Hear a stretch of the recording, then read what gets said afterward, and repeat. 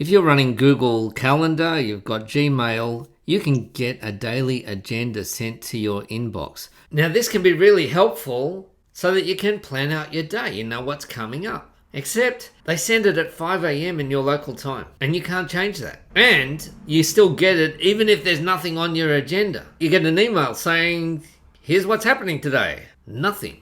And it doesn't arrive at 5 a.m. I've had the 5 a.m. email arrive at 5:56 a.m. 5:56 and 26 seconds. What is going on? Is Google Calendar hitting that snooze button?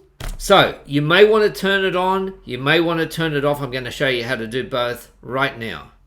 So you go into Google Calendar and you select the settings menu here and then settings. Scroll down to the calendar that you want. And here is where your notifications happen. And this is the one with the daily agenda. It's a daily email with the agenda all for the current day. And the only option is for it to be sent at 5 a.m. 5 a.m.-ish. And you can either send it via email or none. No alert at all. You may want to turn this off because there are plenty of other ways of getting alerted about upcoming events. Now you don't have to hit save, that's already saved. Great, if you've turned that on, now you can look forward to receiving the daily agenda email every morning.